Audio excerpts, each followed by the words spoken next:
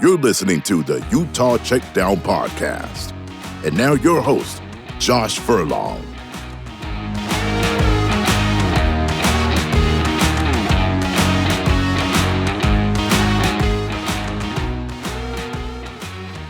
Welcome back to another edition of the Utah Checkdown Podcast. I am Josh Furlong. Happy to be back with you once again. You get 2 episodes this week. How lucky are you? Maybe you're not. Maybe you're tired of hearing me. But you clicked on the episode, so you're at least listening to me for some reason. We'll see what happens. So, we got a lot to talk about. A few things that have changed over the week since we last aired the podcast. I feel like at this point, anytime I do a podcast, something is going to happen. So I'm undoubtedly... you're going to get some news after this podcast drops, a couple hours after, and we'll go from there. But it feels like that's the curse. I don't know. I don't see anything on the horizon, and now that I say that, I've jinxed it, so we'll see what happens. But first, let me tell you about our partners, UFirst Credit Union. With your UFirst Rewards checking account, you can earn monthly reward points for buying something special for your best friend. Then you can redeem your reward points for something special for yourself. And with no monthly maintenance fees plus free ID check theft protection, you can love that the UFirst Rewards checking is big on perks and peace of mind. Put your checking account to work for you so you can spend more time doing more rewarding things. It's easy rewards checking with UFirst Credit Union. Check out the full details at uFirstCU.com. All right, let's jump into this. So there's been some changes since we last talked. Mostly, the biggest news was what Utah called its College Town Magic, and I'll get into that in a minute and kind of document the decisions around what Utah's trying to do on campus and kind of stuff like that. I'm not going to bore you, at least I hope not, in terms of all the details, trying to give you kind of what is important, especially for athletics and what will happen for Utah. But also yesterday, being Wednesday, the University of Utah finally announced its official press conference for Alex Jensen. So we do get an official press conference. It'll be Monday, March 17th, St. Patrick's Day at 6 p.m. This is a different venue for this. They're going to do it at the Huntsman Center. They're going to do it in a way where it's open to the public. So anybody that wants to come in and listen to us media bumble between our questions and ask Alex Jensen and others some questions about this, we're more than welcome to come. So really fascinating opportunity for Utah fans who want to be able to see Alex Jensen and kind of give that support early on, right? Like, this is an opportunity to really rally the fan base around an alum and be able to kind of hit the ground running, right? This isn't, hidden in the shadows that, most press conferences are, where we just talk to the AD and the press, or the new head coach, and some of the top boosters are there. Like, this is an opportunity for anybody that wants to be there to be able to be a part of it. I don't know what will go into this, other than just, being able to see the press conference live inside the Huntsman Center. But I'm curious to kind of see what this does to kind of change the rhetoric around the Runnin Utes basketball program, right? Obviously, we've talked about that many times, where it's just not been it's been stagnant, essentially, right? Like, there's just been a lot of apathy towards the program. There's not been a lot of love. Fans are still showing out, right? Like, people are still coming to the games, but it's still not been the same Runnin Utes program for quite a long time. So you bring Alex Jensen in, that was obviously the number one target that we talked about, and now it's an opportunity to kind of use him to pivot the relation of the program and trying to see if you can kind of get some attention. So now that the Runnin Utes are out of the Big 12 tournament, now they can kind of move forward with some of these things. There's still some things on the horizon potentially, and I'll get into that shortly. But you're now able to essentially kind of move into the next era of college basketball for the University of Utah. So with Alex Jensen doing that, this is always those situations where, everybody wants to know, did he win the press conference? And, you could argue that Craig Smith won the press conference. When he came in, he said all the right things. He said the things that needed to be said to be able to kind of show the support that Utah needed to be able to get them back to the NCAA tournament, to be able to make them back as the Runnin Utes. Craig Smith really heavily relied on trying to get Utah as the Runnin Utes. And that's what he wanted, right? He wanted them to get out, get a lot of have a lot of pace, do a lot of things that way. But press conferences only go so far, so we'll see what happens. But as far as that, just kind of thinking, in my head of like what Alex Jensen could do to give people optimism, beyond just kind of him being there in general. Are you looking for him to talk about the culture? Is he trying to bring back the Rick Majerus culture? And by bringing back the culture, I'm talking about winning, right? Nobody cares necessarily about how the sausage is made. They just want to. I'm not even going to go down that road. That one's a bad example. But we're not going to go there. You just want to be able to see a winning product, right? And so are you going to provide something that's going to be exciting? Is there going to be things that he brings that, get the fan base excited for what he's going to say? Is it the play style? Is it the type of talent that he's looking for? Is he going to invest more in hometown recruiting? Is he going to put a lot of emphasis in the NIL world and trying to be able to get big name stars?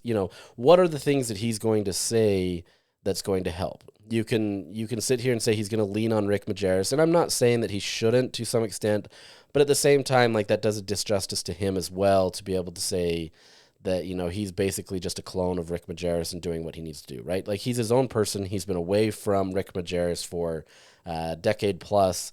This is his baby now. And so you can kind of pay homage to what Majerus did and the legacy that he led at the University of Utah, but there comes a point where you kind of have to move on, right? And you've got to be able to embrace that while still paying respect to that, and especially you being a player during that tenure, you've got to kind of lean into that a little bit. But you can't get too far where everybody's trying to look at this as a clone, right? I know a lot of people want to replicate that success and they want to replicate what Majerus had, but at the end of the day, Alex Jensen is going to be a different guy, right? He's got the skill sets and he's got the abilities that Majerus, trusted. That's why he brought him on as an assistant coach when he was at St. Louis. And so there's going to be a lot of similarities. There's going to be a lot of things that he can lean on in terms of how he coaches, right? Especially now that he's coaching or is the head coach and not just an assistant coach, he can lean on that stuff. But the reality is he's been in the NBA for, 12-ish years. And so it's one of those things where he's going to look at that influence as well. He's going to look at the NBA game and he's going to see the skill sets that they can provide, the things that those coaches have. He's worked under Quinn Snyder. He's been working in Dallas lately and been able to get some opportunities to learn from different coaching that way. How does he kind of compile all this together to be able to make one unified play style, right? That's what I think we're going to, I'm most interested in learning from him. I want to see kind of where he's approaching this. How is he going to approach the game? Is it going to be inside out? Is it going to be guard play? Are you going to embrace that Big 12, mantra of being able to embrace more guards? Where's his mindset going into this? Obviously, as part of that is, how is he going to, what is his support staff going to look like? Who are the assistant coaches that he has? And with that, a side note as part of that, I don't think we're going to hear anything about assistant coaches until after this press conference. I don't think the University of Utah wants to take any attention away from that. They want to be able to go into this press conference fully embracing Alex Jensen. Not that you can't do that with other people. Obviously, as I've mentioned, Andre Miller is a target, and there's a lot of good talk that he's going to be on staff in some capacity. But at the same time, Alex is the guy, and you need to embrace him. And so you're going to do whatever you can to make sure that he is kind of the focus right now. Yes, you're going to get other names, and whether that's former players or other NBA guys or Big 12 guys or other people that are currently on staff. Those things are going to come. And, that allows you to be able to kind of keep the news in the cycle and continue to keep your name out there. This is kind of an orchestrated attempt to be able to move that along, right? And I'm not saying this is a full orchestration of trying to keep it out there, but I think this is what you want. This is kind of the pinnacle of the announcement, and you want to really embrace in the Alex Jensen era. And so keep that kind of fresh in mind. Go into it with this press conference, and then you can start announcing the details later.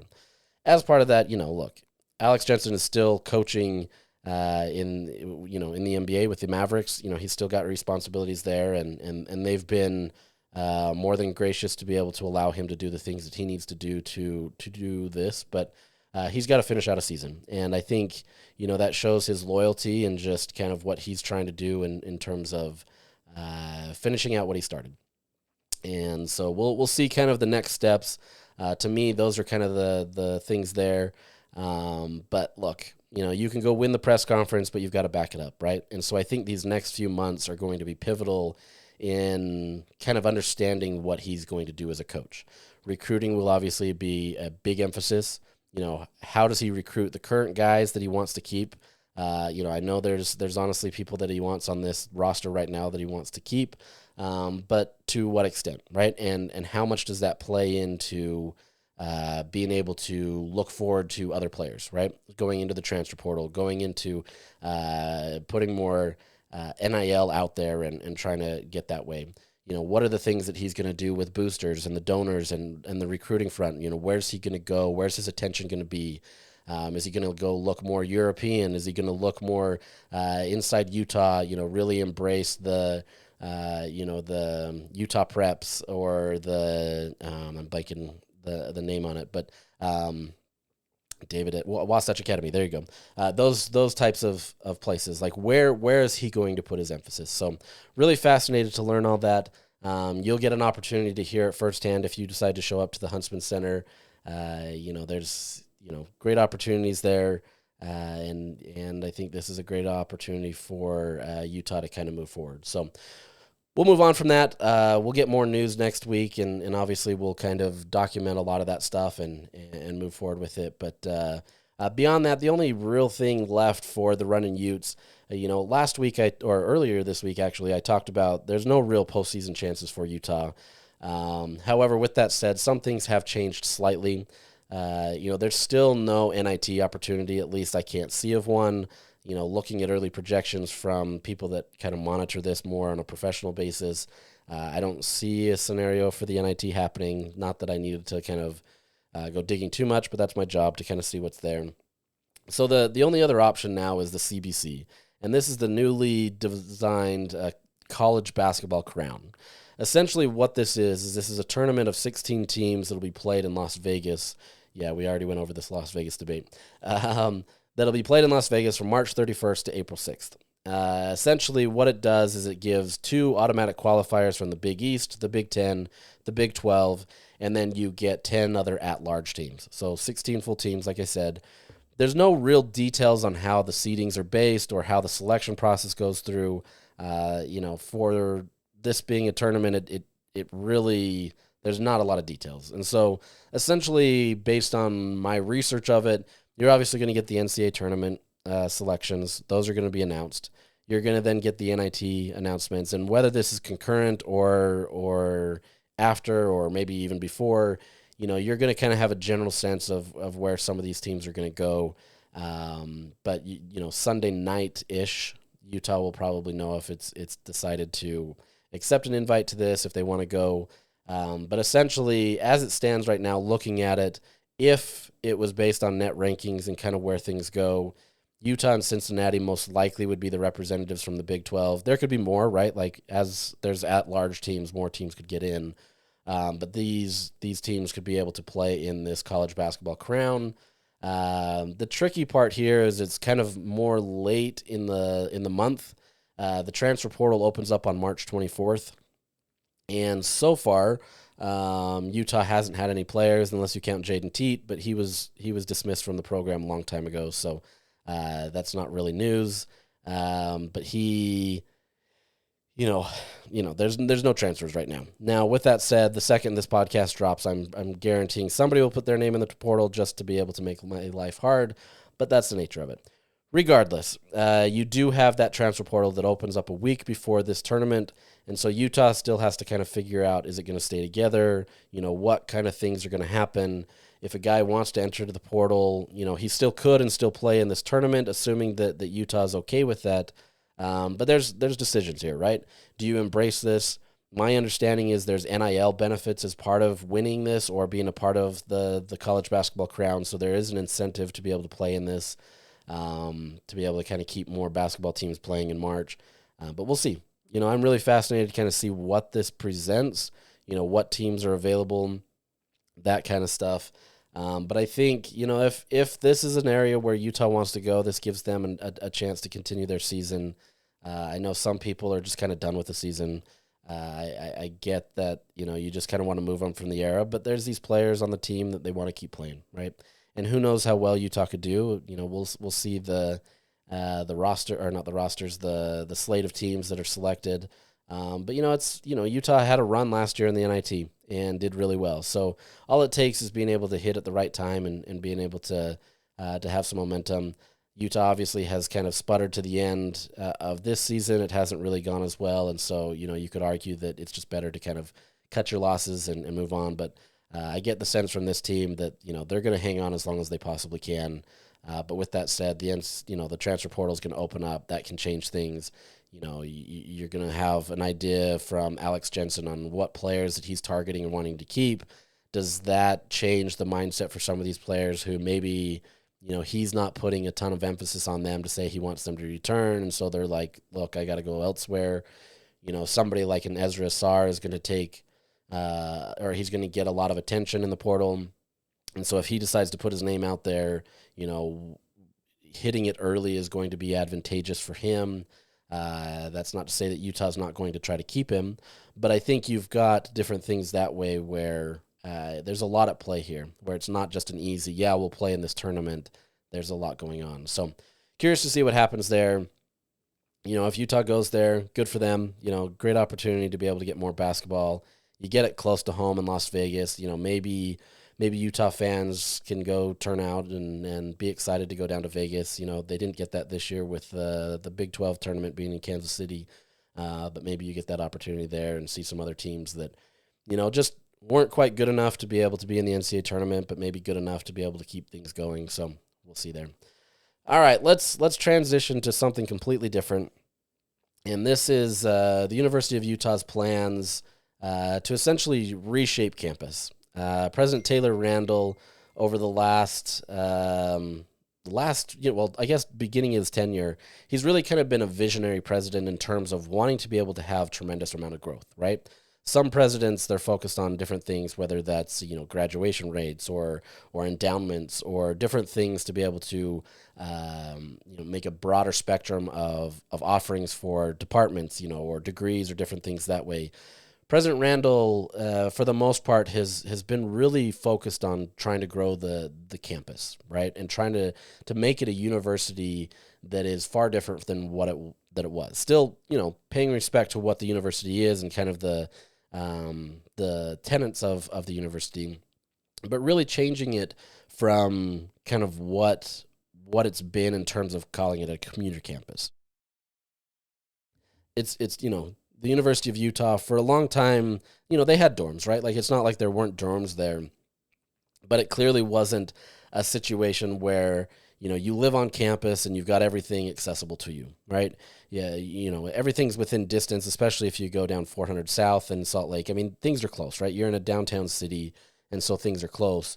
But there's this the plan that they've unveiled, and this has been, almost, 14 months in the making. I've heard various details about this over the last few months and gotten little bits and pieces of it.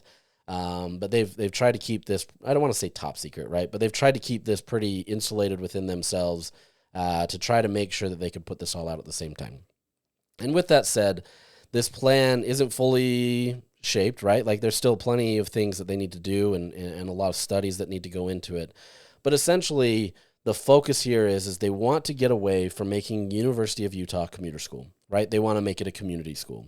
And by community school, meaning, the students are living there. This is an opportunity for them to be able to have everything at their disposal there, whether that be food or, you've got, medical, you've got whatever it means to be able to live in this community. They want to embrace that and be able to give students an opportunity to be able to live on campus and not feel like they have to go way outside of that to be on campus, right? As I mentioned a couple weeks ago, I went to a commuter school, there wasn't a lot of people that wanted to stay on campus. You went to class, you left. This is, there were still online classes when I went. Yes, I'm old, but I'm not that old.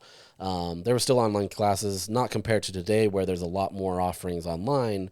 But this is an opportunity for students to be able to be involved and be able to stay on campus. So they want to transform what they call it as a commuter focus to a residential, and being able to do that. So as part of that, they want to create a thing called the College Town Magic. That's essentially, they want as part of being able to keep it more as a residential area, they want to be able to keep more things in the campus. So you can stay there, you can do everything that you want to do there, and you feel like as a college student you get your full fix, right? You get entertainment, you get your food, whatever, everything there, and you don't really have to stray too far from campus. They feel like they want to be able to improve transportation, being able to make it so that you can get from one end of the campus to the other in a much timelier fashion. Right now, it's pretty sporadic. Yes, you have tracks that kind of intersect some of campus, but beyond that, there's not really an easy way unless you take a scooter or you walk, right? And so there's these efforts to be able to do that. How this applies to athletics, this is where we get to. The biggest part of this is part of that college town magic is moving the John M. Huntsman Center. The area right there where the Huntsman Center is, that's the area where they've labeled essentially where college town magic is going to be. And what that is they've wanted to create 6 districts, or what they're calling neighborhoods, for different areas. So you're going to have the academic and research neighborhood. You're going to have the health neighborhood. You're going to have the college town magic neighborhood. You're going to have cultural neighborhood, the athletics neighborhood, and then the research park neighborhood. So essentially, you've got these different areas that are going to be part of this quote-unquote residential district of the University of Utah. And so the college town magic area is where a lot of that dormitories are going to be. It's going to be where there's going to be a lot of the, the food.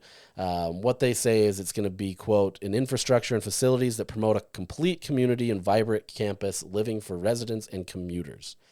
And so that valuable property right there where the Huntsman Center is becomes kind of ground zero, so to speak, of where this college town magic is meant to be. If you've noticed, a lot of the dorms that they've built are right behind the Huntsman Center. That's kind of been the phase 1 of what they wanted to do. So essentially, the college town magic area would be where that is. You've got all those dorms there. You would take out the Huntsman Center. You'd have more areas there, whether it be food places or other places that allow you to be able to build more campus there, more of a central location where you could host maybe concerts or just gathering places where you feel like you're on a campus setting, right? You want to be able to have that. And that's kind of the central part of campus, the heart of the campus. And so they want to be able to kind of have that as the hub where everybody can kind of be in. And then on the outsides of that is you've got these other neighborhoods, like I said, the academic, the cultural, the athletics, the research park, that kind of stuff beyond that. So everybody's living in this middle, the college, town magic, and then they have everything else there. So as part of that, with the Huntsman Center move, and I know a lot of people are frustrated with this. I tweeted about it to kind of get the general sentiment, and it's frustrating to some. Others are embracing a change. It is an older venue. It's 55 years old, but at the same time, there's a lot of history there. There has been national championships played there, in college basketball and in gymnastics. This is a venue that has, been one of the greatest opportunities for some, the Larry Bird and the Magic Johnson game. Everybody talks about that one. You've got other things, whether it being the national championships for gymnastics. I mean, there's been a lot of opportunities where fun opportunities have been played there, historical opportunities have been played there. In the same vein, the Huntsman Center is old, right? And they've done different renovations to make it better. There was plans that I've talked about how they wanted to blow up the concourse, essentially, put some suites in there, do different things to remodel that area to make it better. But the problem is they're still underneath the Huntsman Center, the framework and stuff like that, the locker rooms and different things there. There's not a ton to work with. And so they haven't really had a great opportunity to be able to expand that area. And that's some of the areas that needs the most. It's also more compact and more tight. Utah loves to be able to host regionals for gymnastics. They want to be able to have more open space that way. Obviously you can go down to the Maverick Center and stuff that way. But at the same time, you want to be able to have a venue that caters to everything in a more modern style, right?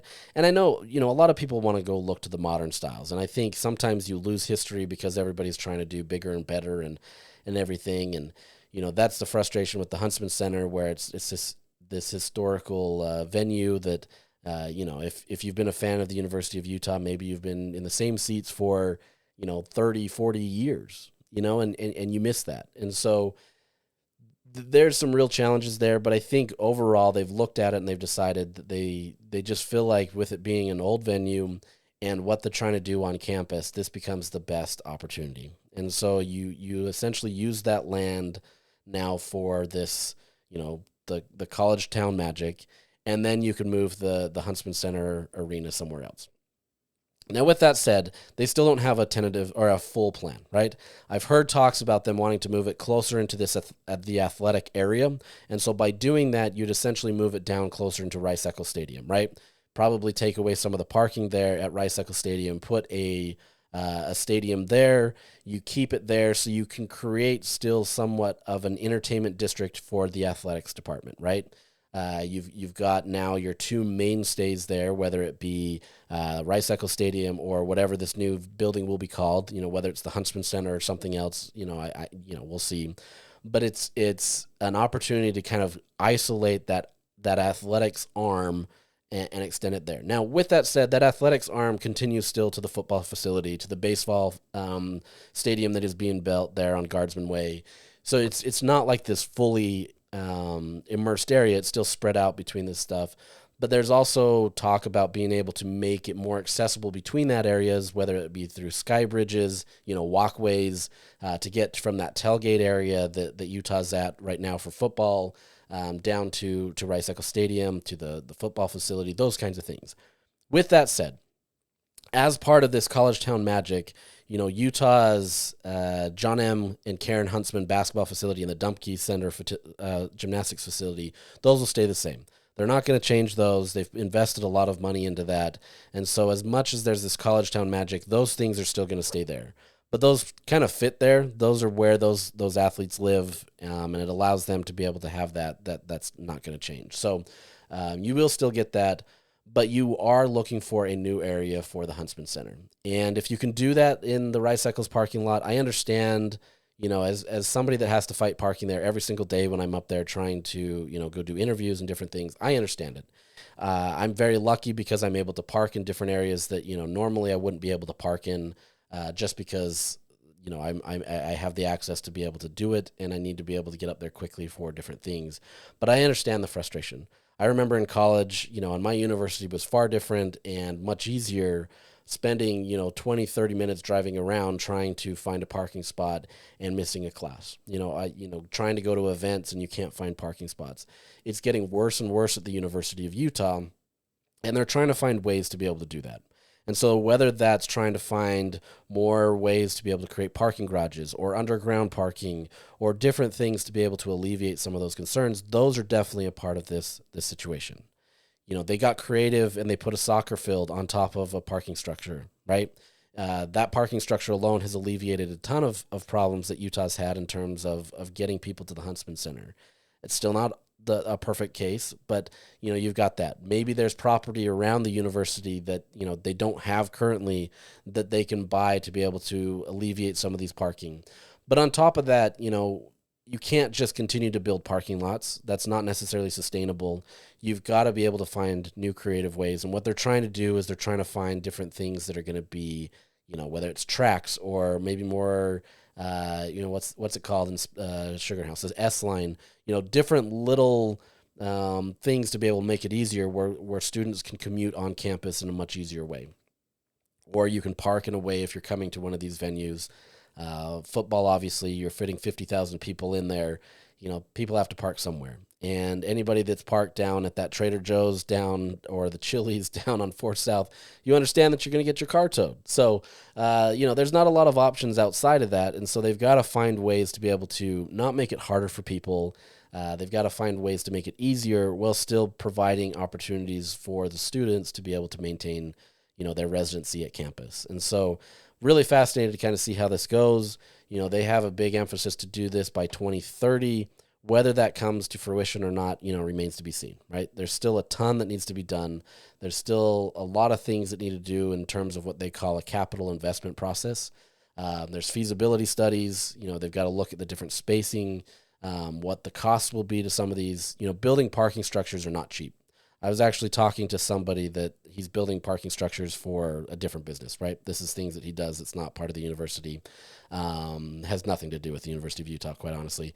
But he said, these parking structures are absolutely expensive and they're not cheap to maintain. And so just saying, oh, go build a parking structure isn't always the easiest answer, right? Like if you're going to invest in it and you're going to get, state funds or whatever it may be, that helps. But this is definitely long-term investments needed to be able to do it. So there's still going to be a lot of work. You're then still going to have to get input from your stakeholders. You're going to have your formal reviews, get approval from the right people and all the right places. And then even then, you've got to get some legislative approval to be able to help with state funds. I have yet to hear if any of the state funds or Olympic funds would be used as part of this.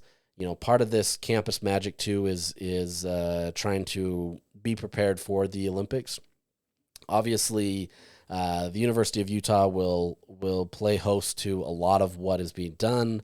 I talked to Fraser Bullock, a year or two ago, trying to see if there would be upgrades to the Rice-Eccles Stadium or other areas of campus. And he had told me that for the most part, Utah has done a really good job of being able to maintain stuff. But there's very much so an opportunity where, the dormitories up there could be used for housing as an Olympic district where a lot of these athletes stay.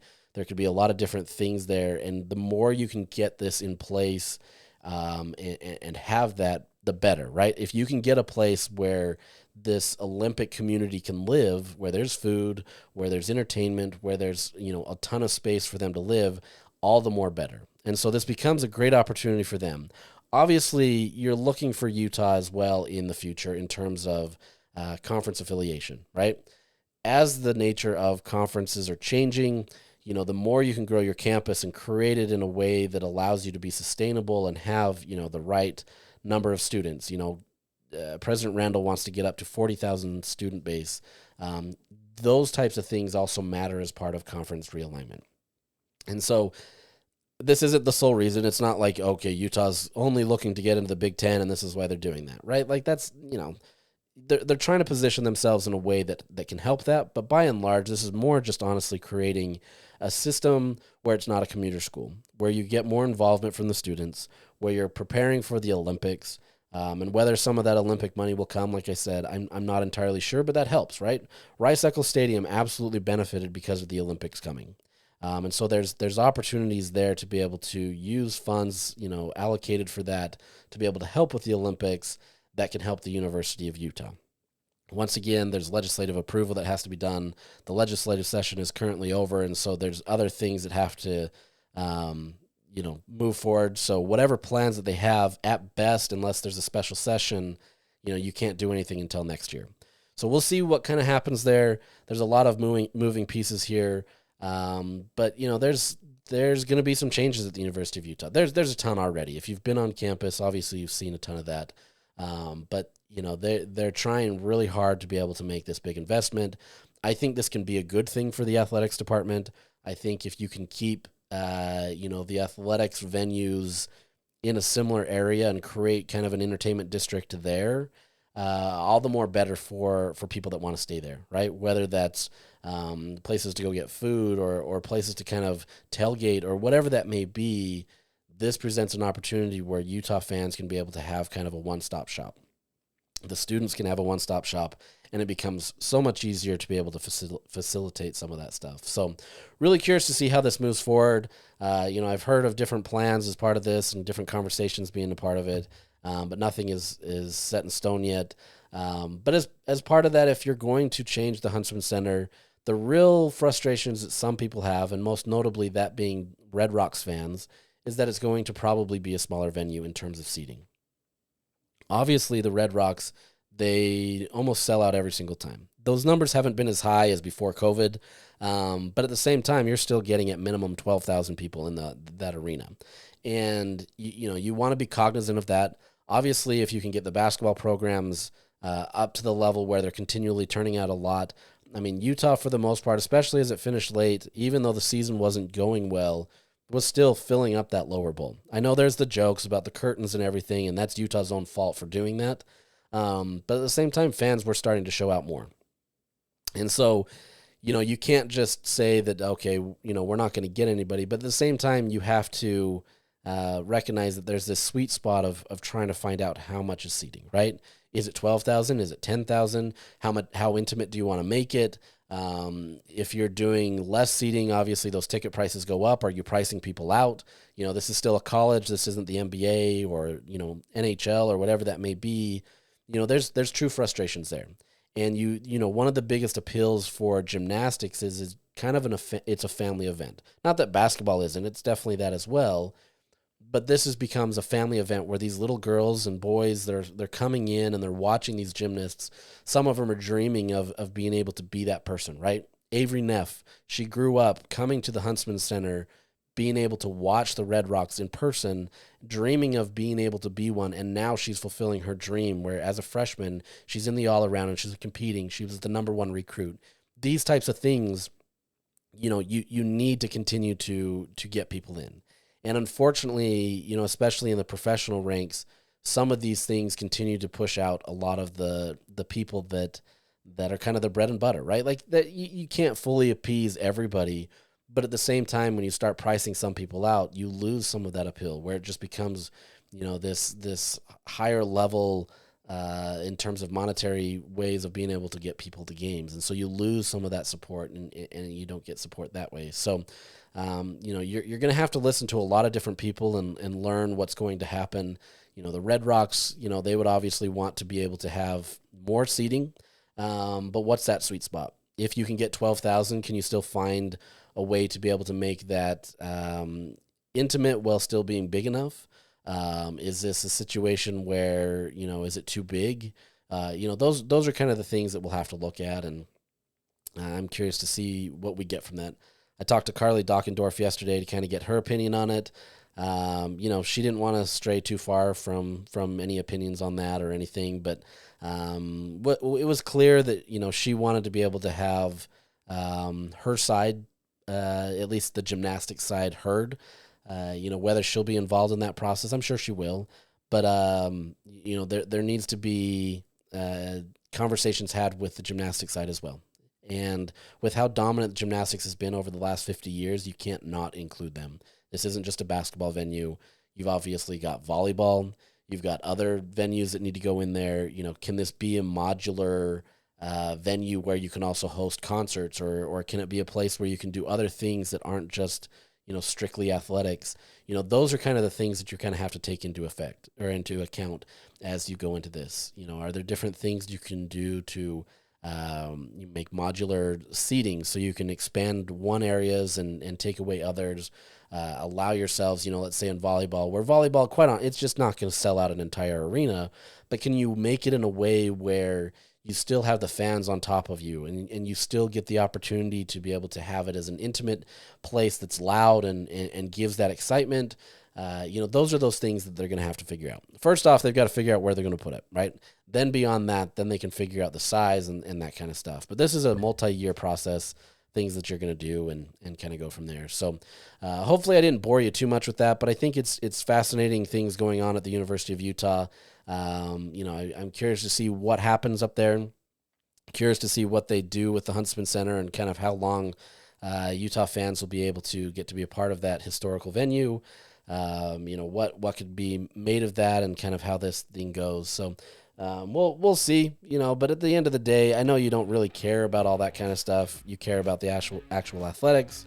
You want to see a winning football team. You want to see winning basketball teams. You want to see winning gymnastics, etc. You want to be able to see all those things. So we'll see. We'll see how it all goes. University of Utah, the Red Rocks have a great meet this weekend.